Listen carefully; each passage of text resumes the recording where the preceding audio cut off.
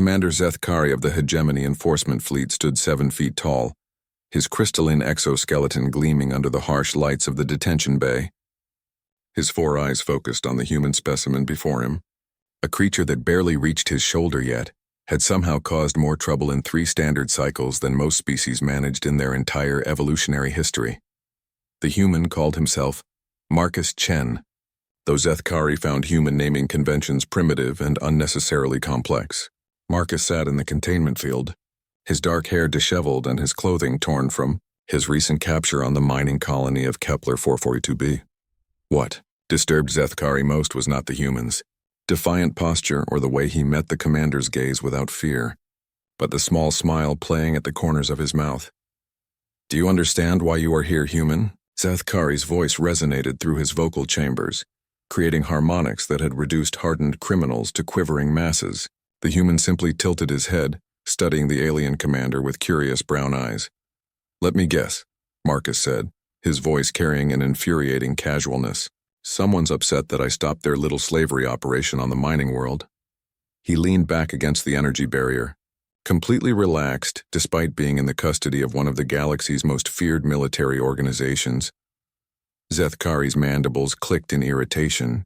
The human's audacity was staggering. 3 days ago, Marcus had single-handedly infiltrated the mining facility, disabled the security systems, freed over 200 Thraxian workers, and destroyed 50 million credits worth of extraction equipment, all while evading capture by an entire battalion of Hegemony soldiers. The Kepler facility was operating under full Hegemony authorization, Zethkari replied, his voice taking on the tone he used when explaining basic concepts to inferior species. The Thraxians were fulfilling their contractual obligations, according to the Galactic Labor Accords. Your interference constituted an act of piracy and terrorism. Marcus laughed, a sound that somehow managed to be both genuine and mocking. Contractual obligations? Is that what you call forcing people to work 18-hour shifts in toxic mines for just enough food to keep them alive? He stood up, moving closer to the barrier. I read those contracts, Commander. Written in a language the Thraxians don't speak, signed under duress with terms that essentially make them property. That's not labor. That's slavery with extra paperwork. The human's knowledge surprised Zethkari. Most species in the galaxy accepted hegemony dominance as a natural order. The strong ruled the weak as it had been for thousands of years. Yet this primitive creature from a world that had only achieved faster-than-light travel 50 years ago spoke as if he understood the complexities of galactic politics. You fail to comprehend the necessity of hierarchy, Zethkari began, activating the chamber's neural interface system. Thin tendrils of energy extended from the walls, designed to directly stimulate the subject's brain and impart understanding. It was a process the hegemony used to educate lesser species about their place in the cosmic order. Perhaps a more direct form of instruction will enlighten you. The energy tendrils reached toward Marcus, but something unexpected happened. Instead of standing still and accepting the neural download as every other species did, the human moved. His hand shot out, grasping one of the tendrils despite the containment field. Energy crackled around his fingers, but instead of being paralyzed by the neural interface, Marcus seemed to be studying it. Fascinating, Marcus said, his voice taking on a different quality. Quantum entanglement used to create direct neural pathways. The power source is contained in the ship's central core, routed through biomechanical conduits. Very elegant, but there's a fundamental flaw in the design. Zethkari's eyes widened in alarm. No species should be able to interact with hegemony neural technology, let alone analyze it while being subjected to its effects. Release the interface immediately. Marcus looked up at him with those disconcertingly intelligent eyes. You know, Commander, I appreciate the educational opportunity, but I think you're the one who needs to learn something today. With a sharp twist, he reversed the neural flow. Suddenly, Zethkari found himself experiencing something he had never felt before: doubt. Images flooded his mind, memories that weren't his own. He saw Earth through Marcus's eyes, a world where strength was not measured by the ability to dominate others, but by the willingness to protect those who couldn't protect themselves. He witnessed humanity's history, their struggles against oppression, their refusal to accept that might made right. But more than that, he experienced something that shook him to his core. He felt what it was like to be free. Not free as the hegemony defined it, Free to serve the state according to one's designated function, but truly free. Free to choose, to rebel, to stand up against injustice regardless of the consequences. The sensation lasted only moments before automatic safety protocols severed the connection, but the damage was done. Zethkari stumbled backward, his certainty in the hegemony's righteous authority cracking like his crystalline exoskeleton under stress. Marcus stood calmly in his containment field, no longer touching the neural interface. Uncomfortable, isn't it? That feeling of questioning everything you've been taught to believe without question. He moved to the center of his cell, his posture relaxed but alert. Your empire rules through fear and the promise of order, but you've forgotten something important, Commander. Humans don't break that easily. What are you? Zethkari whispered, his voice lacking its previous authority. The human before him was no longer just an annoying primitive who had disrupted a mining operation. There was something deeper here, something that threatened the very foundations of everything Zethkari believed. Marcus smiled again, but this time there was no mockery in it. I'm exactly what I appear to be, a human who believes that freedom is worth fighting for no matter the odds.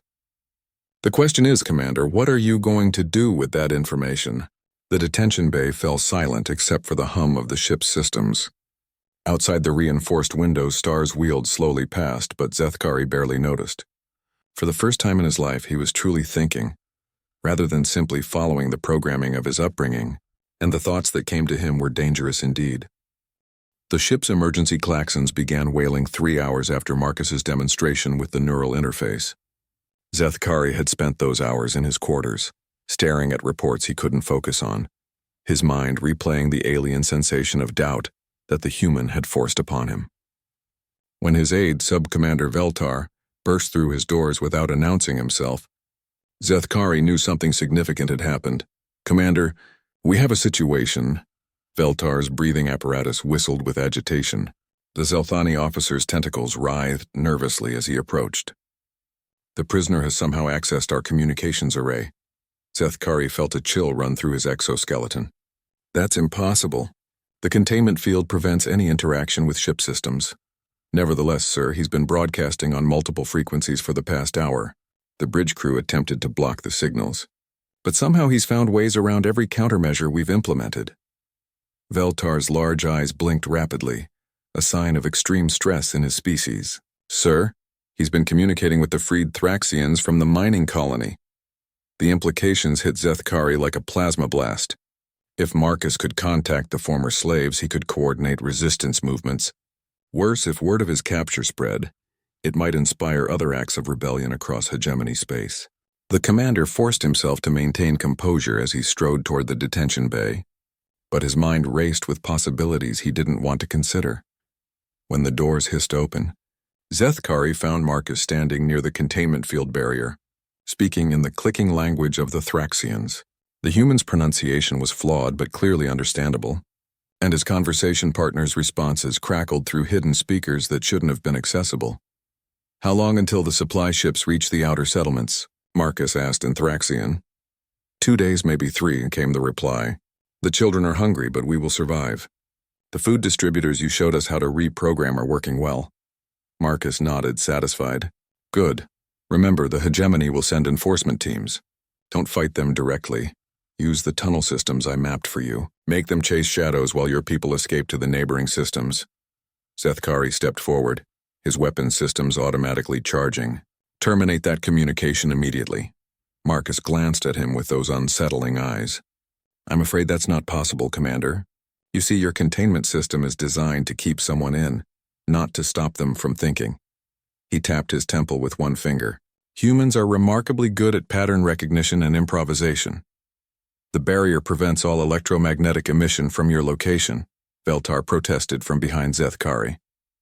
It's physically impossible for you to communicate with anyone. You're right, Marcus agreed cheerfully. But you're thinking too conventionally. I'm not using electromagnetic emission. He gestured toward the detention bay's observation window. I'm using the ship's navigation lights. Zethkari turned to follow his gaze and saw what he had missed before. The external running lights were flickering in a complex pattern, too rapid and intricate to be random. You're manipulating the ship's lighting system? It wasn't difficult once I understood the principles behind your neural interface technology, Marcus explained, still maintaining his conversation in Thraxian through the light patterns. Your ship's computer interprets certain biometric readings as command inputs, stress patterns, neural activity, even subtle electromagnetic fields generated by biological processes. I just learned to speak your computer's language. The casual way Marcus described subverting hegemony technology made Zethkari's blood run cold. Their systems were supposed to be unhackable, protected by quantum encryption and biological locks that no alien species should be able to understand, let alone manipulate. You're claiming you can control our ship through biological interface alone? Veltar's tentacles had gone rigid with shock. Marcus shrugged. Not control exactly. More like persuade. Your technology assumes cooperation between the user and the system. It's not designed to resist someone who understands both sides of the equation. He paused in his light-based communication to look directly at Zethkari. Humans spent centuries learning to work with machines, Commander. We don't just use technology, we partner with it. As if to demonstrate, the lights in the detention bay dimmed and brightened in sequence, spelling out a message in standard galactic script. Freedom is not given, it is taken. Zethkari realized that everything he thought he knew about human capabilities was wrong. The intelligence reports described them as a primitive species that had stumbled onto faster-than-light technology through luck rather than understanding. But the creature before him was manipulating systems that had taken the hegemony thousands of years to develop. And he was doing it as casually as one might tap out a rhythm with their fingers. What do you want? Zethkari asked, his voice quieter than he intended. Marcus finished his conversation with the Thraxians before answering. I want you to understand something, Commander. The galaxy doesn't have to work the way you've been taught. Strength doesn't have to mean domination. Order doesn't require oppression. He stepped closer to the barrier, his expression serious but not hostile. Your people are trapped in a system that tells them they're free, while ensuring they never question their chains. The hegemony brings peace to the galaxy, Zethkari replied automatically. But the words felt hollow even to him. Whose peace? Marcus asked. The Thraxians working themselves to death in your minds? The Carillion artists forbidden from creating anything that doesn't glorify the state? The Velthani scientist whose research is restricted to weapons development? He gestured toward Veltar, who visibly flinched at the mention of his homeworld situation. You know about the research restrictions? Veltar whispered. Marcus nodded. I know about a lot of things, Sub-Commander. Did you know that your people once built cities that floated in the clouds of gas giants? Entire civilizations suspended in atmospheres powered by pressure differentials and thermal currents? But the hegemony declared such technology inefficient and forced your people to build ground-based facilities that could be more easily monitored and controlled. Veltar's tentacles began to tremble. What Marcus described was ancient history, supposedly lost knowledge from before the hegemony's unification of Velthani space. No alien should know such details about his species' past. How do you know this? Zethkari demanded. Because I asked the right questions and listened to the answers, Marcus replied. Because humans understand that knowledge belongs to everyone, not just those in power. We've learned that progress comes from sharing information, not hoarding it. The detention bay fell silent except for the subtle hum of the ship's systems, but that silence was broken by an unexpected sound, the soft clicking that indicated Sub-Commander Veltar was crying in the manner of his species. My grandfather, Veltar whispered, spoke of the cloud cities when I was young. I thought they were just stories. Marcus looked at him with genuine compassion. They were real, Sub-Commander, and they could be real again if your people were free to dream. The revolt began in the ship's lower decks 12 hours later. Zethkari first learned of it when his personal communicator crackled with panicked reports from security teams throughout the vessel. Maintenance workers, food service staff, and junior officers had simultaneously stopped following orders. They weren't attacking anyone or attempting to damage the ship, but they were no longer responding to commands from their superiors. Sir, the situation is spreading, reported Chief Security Officer Thane, his reptilian features tense with confusion. Deck 7 has gone completely silent. Our people there have barricaded themselves in their quarters and refused to come out. Zethkari studied the security displays showing crowds gathering in the ship's common areas. What disturbed him most was their behavior. They weren't rioting or showing signs of panic. Instead, they were talking. Groups of different species that normally only interacted through official channels were engaged in animated conversations. "What are they discussing?" he asked. "That's the problem, sir," Thane replied, his forked tongue flicking nervously. "They're sharing stories about their homeworlds. Traditions, histories, knowledge that should be classified according to cultural protection protocols. The Zeltani are teaching others about their floating cities. The Krillian engineers are explaining theoretical faster-than-light designs that exceed our current capabilities." Zethkari felt his certainty crumbling further. The hegemony's cultural protection protocols existed to prevent exactly this kind of information exchange. Different species were kept separate not out of prejudice, but to maintain order and prevent the chaos that came from conflicting ideologies and competing cultural values. At least, that's what he had always believed. Sir Veltar appeared beside him, his tentacles moving in patterns that indicated extreme agitation. "I've been monitoring communications from other ships in the fleet. Similar incidents are being reported across 17 vessels. How is that possible?" Zethkari demanded. "The human is contained here. He can't be influencing other ships."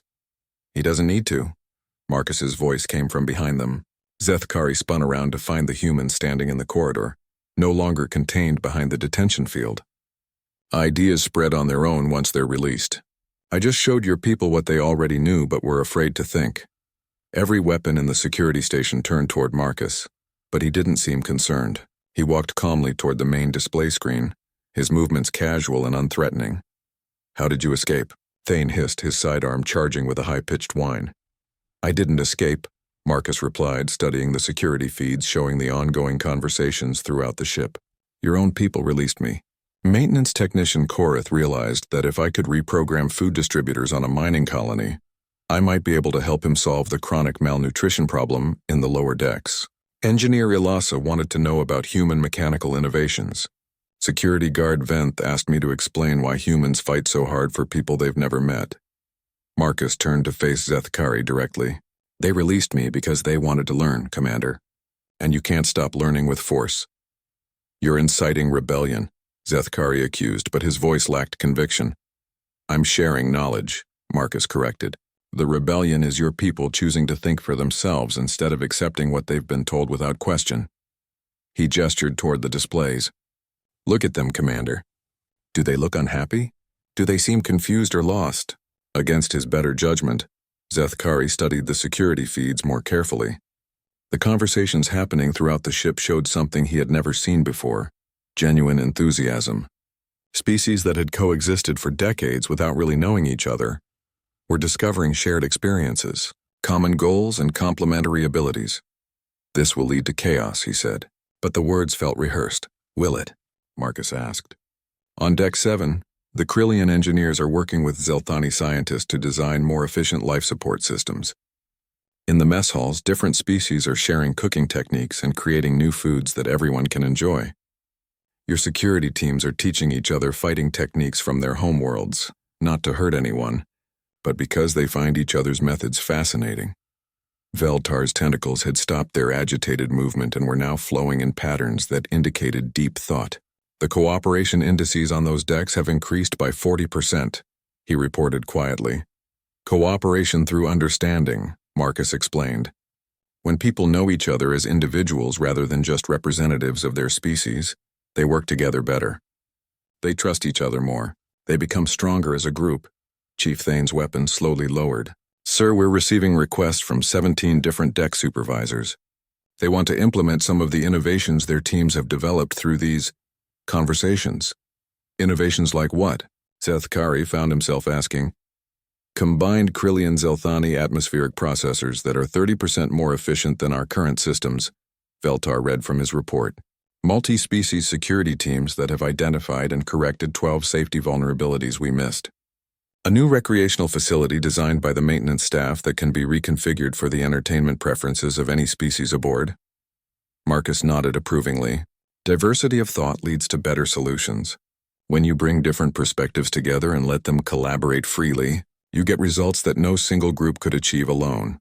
"But the potential for conflict," Zethkari protested, grasping for familiar arguments. "Different species have incompatible values, conflicting needs. Do they? Marcus challenged. Or is that just what you've been told? He walked to one of the communication panels and, with Thane's reluctant permission, opened a channel to the ship-wide communication system. This is Marcus Chen, he announced. I'd like to ask everyone on this ship a simple question. What do you want most for your families, your children, your loved ones back home? The responses came immediately from dozens of speakers throughout the ship. Safety and health, education and opportunity, freedom to pursue their dreams, a better future than we had, peace and prosperity. Marcus turned back to Zethkari. Different species, different worlds, different cultures, but the same basic hopes and dreams. The things that divide you are mostly artificial constructs designed to keep you from realizing how much you have in common. The commander stared at the communication panel as more voices joined the conversation, sharing stories about their families and their hopes. Zelthani spoke of their children's artistic ambitions. Krillians described their young ones' curiosity about the stars. Even his own people, the proud hegemony enforcers, spoke longingly of siblings and offspring they wanted to protect and provide for. For the first time in his adult life, Zethkari began to question whether the rigid hierarchy he had spent his career enforcing was actually protecting anyone at all. What happens now? He asked, his voice barely above a whisper. Marcus smiled, but there was no triumph in it, only hope. Now you make a choice, Commander. You can try to force everyone back into their assigned roles and wonder why it gets harder every day, or you can trust your people to build something better together. The revolt began in the ship's lower decks 12 hours later. Zethkari first learned of it when his personal communicator crackled with panicked reports from security teams throughout the vessel. Maintenance workers, food service staff, and junior officers had simultaneously stopped following orders. They weren't attacking anyone or attempting to damage the ship, but they were no longer responding to commands from their superiors. Sir, the situation is spreading, reported Chief Security Officer Thane, his reptilian features tense with confusion. Deck 7 has gone completely silent. Our people there have barricaded themselves in their quarters and refuse to come out. Zethkari studied the security displays showing crowds gathering in the ship's common areas. What disturbed him most was their behavior. They weren't rioting or showing signs of panic. Instead, they were talking. Groups of different species that normally only interacted through official channels were engaged in animated conversations. What are they discussing? He asked. That's the problem, sir, Thane replied, his forked tongue flicking nervously. They're sharing stories about their homeworlds. Traditions, histories, knowledge that should be classified according to cultural protection protocols. The Zeltani are teaching others about their floating cities. The Krillian engineers are explaining theoretical faster-than-light designs that exceed our current capabilities. Zethkari felt his certainty crumbling further. The hegemony's cultural protection protocols existed to prevent exactly this kind of information exchange. Different species were kept separate not out of prejudice, but to maintain order and prevent the chaos that came from conflicting ideologies and competing cultural values. At least, that's what he had always believed. Sir, Veltar appeared beside him, his tentacles moving in patterns that indicated extreme agitation. I've been monitoring communications from other ships in the fleet. Similar incidents are being reported across 17 vessels. How is that possible? Zethkari demanded. The human is contained here. He can't be influencing other ships. He doesn't need to. Marcus's voice came from behind them. Zethkari spun around to find the human standing in the corridor, no longer contained behind the detention field. Ideas spread on their own once they're released. I just showed your people what they already knew but were afraid to think. Every weapon in the security station turned toward Marcus, but he didn't seem concerned. He walked calmly toward the main display screen, his movements casual and unthreatening. How did you escape? Thane hissed, his sidearm charging with a high-pitched whine. I didn't escape, Marcus replied, studying the security feeds showing the ongoing conversations throughout the ship. Your own people released me. Maintenance technician Korath realized that if I could reprogram food distributors on a mining colony, I might be able to help him solve the chronic malnutrition problem in the lower decks. Engineer Ilasa wanted to know about human mechanical innovations. Security guard Venth asked me to explain why humans fight so hard for people they've never met. Marcus turned to face Zethkari directly. They released me because they wanted to learn, Commander. And you can't stop learning with force. You're inciting rebellion. Zethkari accused, but his voice lacked conviction. I'm sharing knowledge, Marcus corrected. The rebellion is your people choosing to think for themselves instead of accepting what they've been told without question. He gestured toward the displays. Look at them, Commander. Do they look unhappy? Do they seem confused or lost? Against his better judgment, Zethkari studied the security feeds more carefully. The conversations happening throughout the ship showed something he had never seen before: genuine enthusiasm. Species that had coexisted for decades without really knowing each other were discovering shared experiences, common goals, and complementary abilities. This will lead to chaos, he said. But the words felt rehearsed. Will it? Marcus asked. On Deck 7, the Krillian engineers are working with Zelthani scientists to design more efficient life support systems. In the mess halls, different species are sharing cooking techniques and creating new foods that everyone can enjoy. Your security teams are teaching each other fighting techniques from their homeworlds, not to hurt anyone, but because they find each other's methods fascinating. Veltar's tentacles had stopped their agitated movement and were now flowing in patterns that indicated deep thought. The cooperation indices on those decks have increased by 40%, he reported quietly. Cooperation through understanding, Marcus explained. When people know each other as individuals rather than just representatives of their species, they work together better. They trust each other more. They become stronger as a group.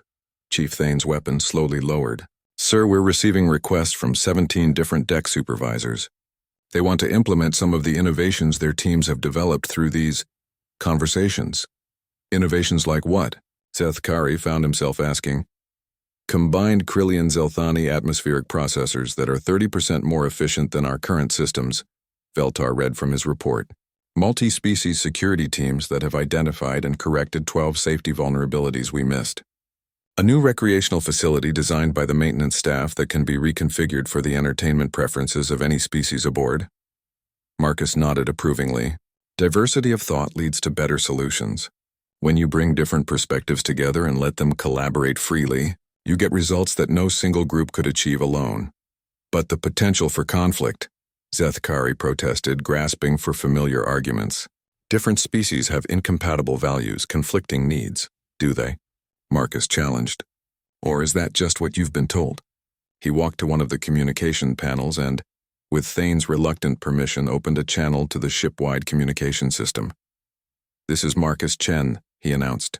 I'd like to ask everyone on this ship a simple question. What do you want most for your families, your children, your loved ones back home?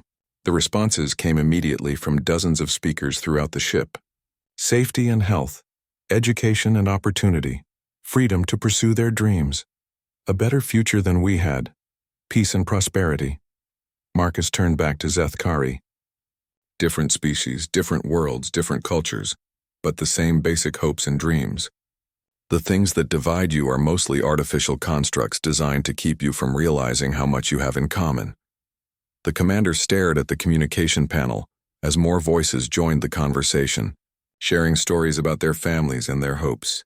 Zelthani spoke of their children's artistic ambitions. Krillians described their young ones' curiosity about the stars. Even his own people, the proud hegemony enforcers, spoke longingly of siblings and offspring they wanted to protect and provide for. For the first time in his adult life, Zethkari began to question whether the rigid hierarchy he had spent his career enforcing was actually protecting anyone at all. What happens now? He asked, his voice barely above a whisper. Marcus smiled, but there was no triumph in it, only hope. Now you make a choice, Commander. You can try to force everyone back into their assigned roles and wonder why it gets harder every day, or you can trust your people to build something better together. Admiral Kexthor's response was not what anyone expected. Instead of dismissing Marcus's question or ordering immediate arrests, he sat down at the conference table. His guards shifted nervously, clearly uncertain how to respond to this breach of protocol. But the Admiral's authority was absolute. Show me, he said simply. Over the next 4 hours, the Admiral toured every section of the ship. He observed joint engineering teams solving complex problems through collaborative discussion, rather than hierarchical command structures. He watched multi-species security patrols working with an efficiency that exceeded standard protocols. He even participated in a meal where crew members from 6 different species shared food and stories while maintaining perfect discipline and respect. In the medical bay, he witnessed something that shook his fundamental understanding of galactic politics. A young Krillian engineer was being treated for a rare genetic condition that typically proved fatal. The treatment had been developed by combining Velthani biomanipulation techniques, Zelthani quantum cellular therapy, and human surgical procedures, a level of medical cooperation that was supposed to be impossible due to biological and cultural incompatibilities. The patient will make a full recovery, Dr. Treneth explained as they watched the sleeping engineer. This treatment protocol could save thousands of lives across hegemony space, but it requires cooperation between medical professionals from at least 3 species. And this knowledge sharing, Admiral Kexthor asked quietly, it happened spontaneously? Once we began talking to each other as individuals rather than representatives of our species, Dr. Treneth replied. We discovered that our different approaches to medicine complement each other beautifully. The barriers between us were artificial. Marcus had been silent during most of the tour, letting the Admiral draw his own conclusions from what he observed. But as they returned to the conference room, he finally spoke up.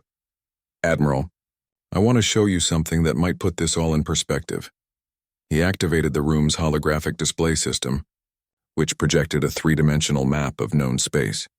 Different colored regions indicated various species' territories within hegemony control. This is how the hegemony sees the galaxy, Marcus explained. Separate zones for separate species with clearly defined boundaries and minimal interaction. It maintains order through isolation and control. The map shifted, showing communication patterns, trade routes, and resource flows. But this is how the galaxy actually works. Look at the data streams. Admiral Kexthor studied the display with professional interest. The actual patterns of interaction bore little resemblance to the neat territorial divisions shown on official charts. Trade, communication, and even population movement flowed across species boundaries in complex networks that ignored artificial barriers. Your own logistics depend on this hidden cooperation, Marcus continued. Velthani engineers maintain Krillian manufacturing systems. Zelthani scientists develop technologies that Nexari commanders deploy. The hegemony's strength doesn't come from keeping species separate. It comes from the unauthorized collaboration that happens despite official policies. Commander. Zethkari had been listening intently throughout the tour, and now he stepped forward. Admiral, I've served the hegemony for 30 years. I believed in the necessity of our hierarchy, our separation protocols, our enforcement methods. But what I've seen today suggests that we've been fighting against our own natural strengths. Explain. The Admiral commanded. Every species in the galaxy developed differently because they faced different challenges, Zethkari said, his voice gaining confidence. The Krillians became master engineers because their homeworld required complex mechanical solutions for survival. The Zelthani developed biotechnologies because their environment demanded biological adaptation. Humans became master cooperators because their world forced them to work together, despite their differences. He gestured around the room at the mixed species crew. We've been treating these differences as problems to be managed rather than resources to be utilized. But when we combine our strengths instead of isolating them, we become more capable than any single species could be alone. Admiral Kexthor was quiet for several minutes, processing what he had seen and heard. Finally, he spoke directly to Marcus. What you've demonstrated here is impressive, but it's also limited. One ship in controlled circumstances with carefully selected personnel. How do you know this approach would work on a larger scale? Because it already is working, Marcus replied. He activated another display, this one showing communication logs from across the fleet. During the past 18 hours, personnel from 17 different ships have been in contact with this crew. They've been sharing the innovations, the collaborative techniques, the new approaches to old problems. The display showed efficiency improvements, problem-solving successes, and cooperation initiatives spreading through the fleet like a beneficial infection. Ships that had been struggling with chronic issues were suddenly reporting solutions. Crews that had maintained barely functional working relationships were developing genuine esprit de corps. Admiral, Veltar added, we're receiving requests from ship commanders throughout the fleet, asking for permission to implement similar cooperative programs. Because it works, Marcus said simply. Because when you trust people to do their best and give them the tools to succeed, they exceed every expectation. Admiral Kexthor stood up, his massive frame casting shadows across the conference table. The Hegemony Council will never approve this approach. They'll see it as a threat to stability and order. Then maybe, Marcus suggested carefully, it's time to show them what real stability and order look like. The Admiral's four eyes focused on the human with renewed intensity. You're suggesting rebellion against the highest levels of hegemony authority. I'm suggesting evolution, Marcus corrected. The galaxy is changing, Admiral. New technologies, new challenges, new opportunities for growth and cooperation. The old methods worked for a simpler time, but they're becoming obsolete. The choice isn't between order and chaos. It's between rigid control that grows weaker every year and dynamic cooperation that grows stronger. And if the Council refuses to consider this, evolution. Marcus met the Admiral's gaze steadily.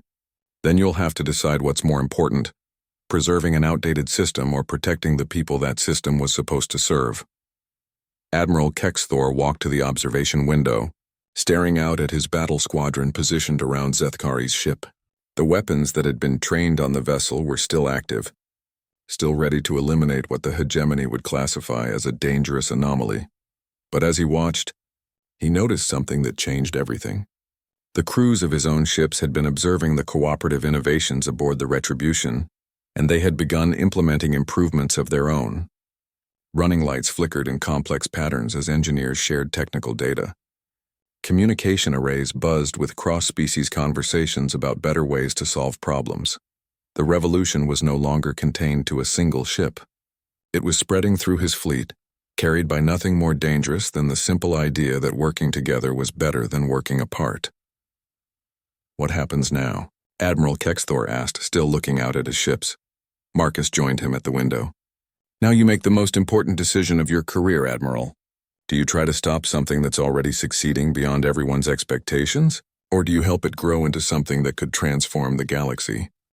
The emergency session of the Hegemony High Council convened 48 hours later on the capital world of Nexus Prime. Admiral Kexthor stood before the assembled representatives of 17 species, his military decorations gleaming under the chamber's harsh lights. Behind him, a massive viewscreen showed real-time data from his fleet, efficiency ratings, cooperation indices, problem resolution statistics, and morale assessments that painted a picture the Council found deeply disturbing. Admiral, spoke Council Director Thexmore, an ancient hegemony official whose crystalline exoskeleton bore the marks of centuries in power. Your report describes widespread violation of separation protocols, unauthorized information sharing between species, and the complete breakdown of established command structures. Yet you classify this as a positive development. I classify it as an evolution, Director, Kexthor replied, his voice carrying none of the deference typically shown to the Council. My fleet's combat effectiveness has increased by 37%. Resource efficiency is up by 22%. Morale ratings have reached levels we haven't seen since the early days of the hegemony expansion. Councillor Velthane of the Zelthani delegation leaned forward, her bioluminescent patches pulsing with agitation. These improvements come at the cost of stability. When species interact freely, they begin questioning the natural order. History shows us that such questioning leads inevitably to chaos and conflict. Does it? Marcus Chen stepped forward from where he had been standing quietly behind the Admiral. The Council chamber erupted in shocked murmurs as the human addressed them directly. Protocol dictated that only Council members and official witnesses could speak during emergency sessions. Director Thexmore, Marcus continued, ignoring the whispered protests around the chamber. I've studied your historical records. The last major interspecies conflict within hegemony space occurred over 200 years ago. Every rebellion, every uprising, every act of defiance since then has been directed not at other species, but at the hegemony's control systems themselves. Director Thexmore's mandibles clicked in irritation. You speak of matters beyond your comprehension, human. The absence of conflict proves the effectiveness of our separation protocols. Or, Marcus suggested, it proves that different species naturally get along when they're not artificially prevented from doing so. He gestured toward the data display. Look at your own numbers, Director. The improvements in my fleet aren't coming from better weapons or stricter discipline. They're coming from Krillian engineers working with Zelthani scientists to solve problems neither group could handle alone.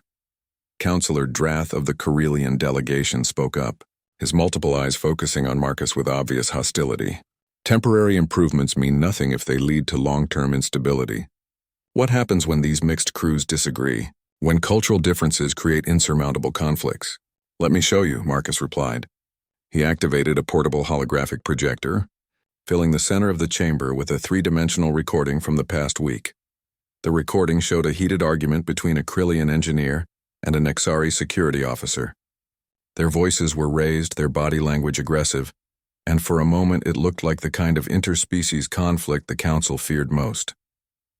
But instead of violence or appeals to higher authority, something remarkable happened. A Veltani mediator approached the arguing pair and began facilitating a conversation. Within minutes, the argument had transformed into a passionate discussion about different approaches to a technical problem. The Krillians' expertise in mechanical systems combined with the Nexari's understanding of tactical requirements led to an innovative solution that satisfied both perspectives. Conflicts happen, Marcus explained as the recording ended. But when people know each other as individuals, when they understand each other's perspectives and value each other's contributions, those conflicts become opportunities for growth rather than causes for division. Admiral Kexthor stepped forward to support his point. Council members, I've commanded hegemony forces for over a century. I've seen what happens when we rely solely on hierarchy and separation to maintain order. It works, but it's inefficient and increasingly fragile. What this human has shown us is a more robust approach, one that builds strength through voluntary cooperation rather than mandated isolation. And what of loyalty? Demanded Counselor Thexmore. When crew members develop personal relationships across species lines, their primary allegiance shifts from the hegemony to each other. That is the path to fragmentation and rebellion. Marcus smiled, an expression that seemed to unsettle several council members. Director, may I ask you something? When you were young before you joined the council, what made you want to serve the hegemony? The question clearly caught Thexmore off guard. I believed in the vision of galactic peace and prosperity. I wanted to be part of something greater than myself. And do you think the Krillian engineers and Zelthani scientists working together in my fleet have abandoned that vision? Marcus asked. Or do you think they've found a better way to achieve it?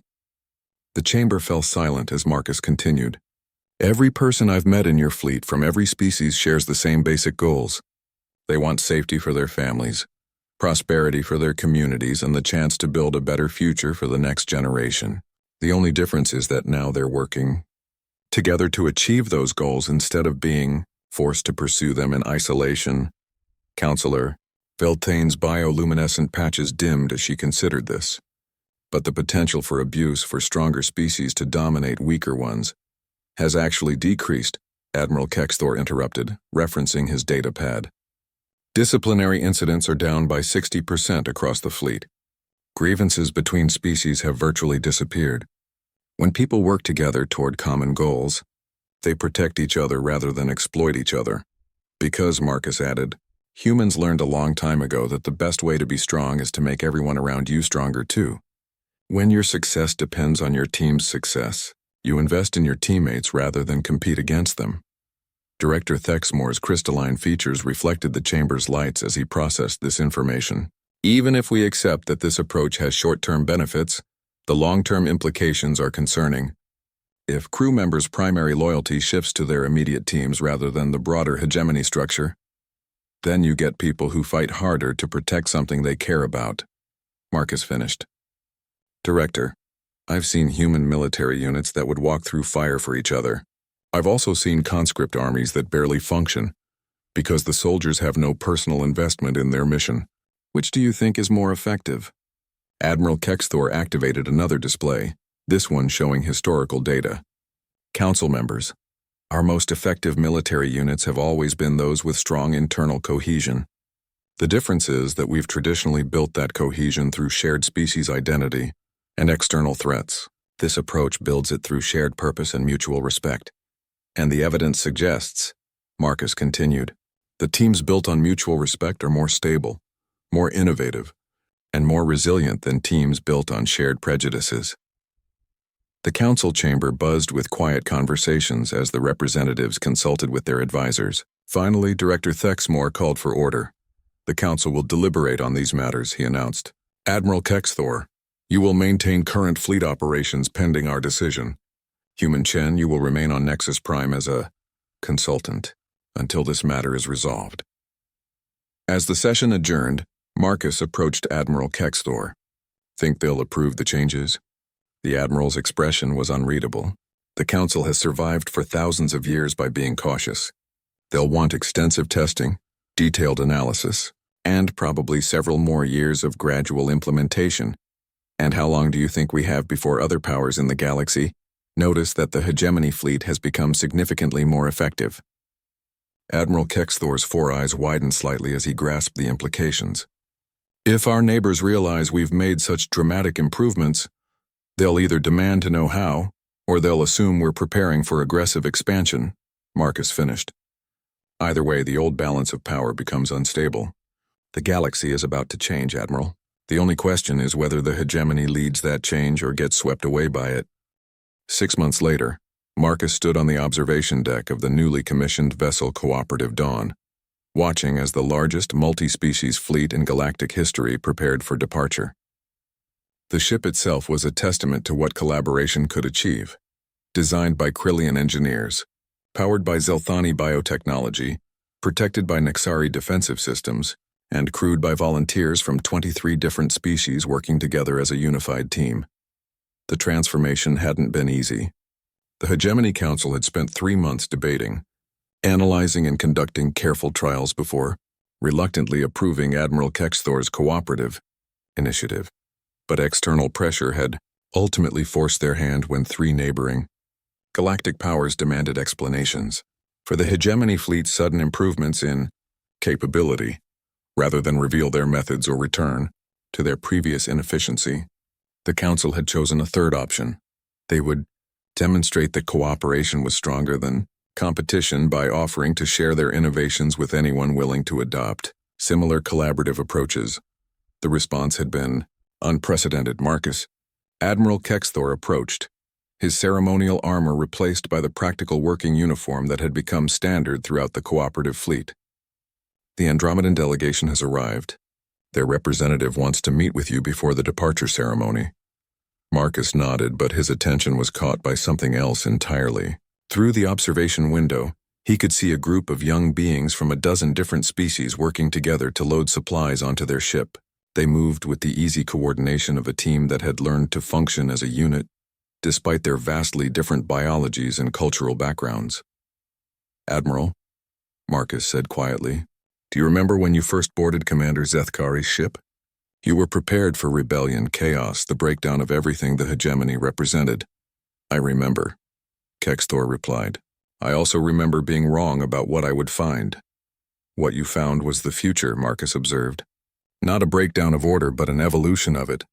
Not chaos, but a more sophisticated kind of cooperation than the galaxy had ever seen. Through the ship's communication system, they could hear the cheerful chatter of crew members preparing for their mission. Different languages blended together as teams coordinated their efforts, but the universal translator wasn't even necessary most of the time.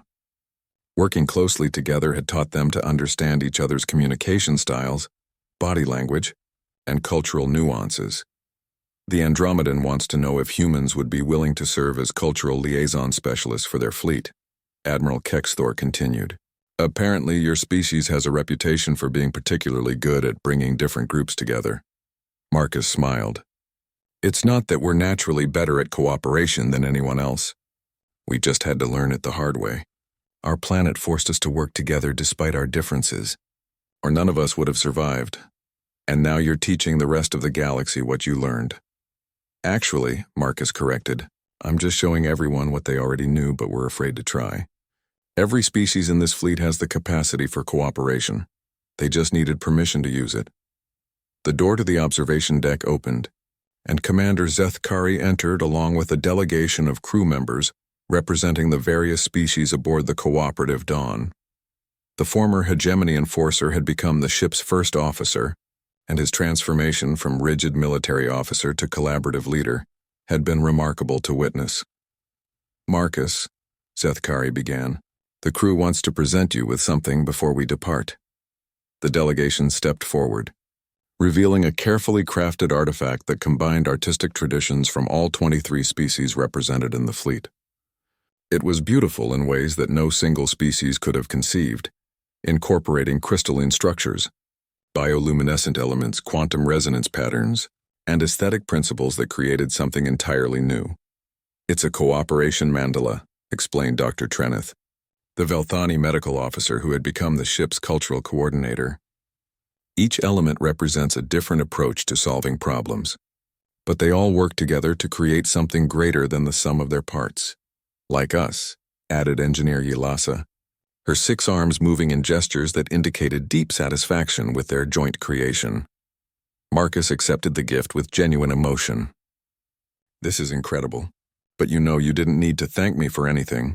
"Yes, we did," Sethkari replied firmly. "You showed us that strength doesn't come from domination or isolation. It comes from lifting each other up and working toward common goals. That lesson changed everything." "That lesson is going to change the galaxy," Admiral Kexthor added. "The cooperative fleet is launching today with a mission that would have been impossible under the old system. 12 different civilizations have requested assistance with challenges ranging from environmental restoration to technological development to conflict resolution. Instead of sending separate military units to impose solutions, we're sending integrated teams to work collaboratively with local populations." Marcus walked back to the observation window, watching as ships from different species coordinated their departure preparations. "You know what the most remarkable thing is? 3 years ago, if someone had suggested that natural enemies like the Krillians and the Theks could work together effectively, everyone would have said it was impossible. Now look at them." He pointed to a group where Krillian engineers and Theks analysts were working side by side, their historical animosity replaced by mutual respect for each other's capabilities. "Humans have a saying," Marcus continued. "The best way to make someone your friend is to work together on something you both care about." It turns out that principle works just as well across species lines as it does within them. The ship's communication system activated with departure announcements in multiple languages. The cooperative Dawn would be leading a fleet of 30 vessels to 12 different star systems, where they would demonstrate that galactic challenges could be solved through collaboration rather than conquest. "Marcus," Admiral Kexthor said, as they prepared to leave the observation deck, "there's something I've been meaning to ask you. When you first arrived on Commander Sethkari's ship, did you plan any of this? Did you know it would lead to fundamental changes in how the galaxy approaches cooperation?" Marcus considered the question carefully. "I knew that most conflicts come from misunderstanding and fear of the unknown. I knew that when people work together toward common goals, they usually discover they have more in common than they thought. But honestly, Admiral, I had no idea the response would be this dramatic." "Then what were you hoping to achieve?" "I was hoping to save some Thraxian miners from slavery," Marcus replied simply. "Everything else has been an unexpected bonus." As they left the observation deck, Marcus caught one last glimpse of the fleet preparing to depart. Ships that had been designed for war were now configured for exploration, assistance, and cooperation. Crews that had been trained to follow orders without question were now empowered to think, innovate, and work together to solve problems. The human who had awakened in a detention cell 6 months ago, planning nothing more ambitious than a small act of rebellion, was now watching the largest cooperative venture in galactic history prepare to launch. Sometimes, Marcus reflected, the most important lessons were the ones you taught by accident. And sometimes the best way to change the galaxy was simply to show people what they were capable of when they stopped being afraid of each other. The cooperative Dawn engaged its faster-than-light drive, leading the fleet toward their first destination. Behind them, dozens of other species were already implementing similar collaborative programs, and the old galaxy of isolated, competing civilizations was rapidly becoming something entirely new. Admiral Kexthor had been right about one thing. The galaxy was changing. But it wasn't being swept away by chaos. It was being transformed by the revolutionary idea that working together was always better than working apart. And in the end, that lesson had turned out to be worth every risk Marcus had taken to share it.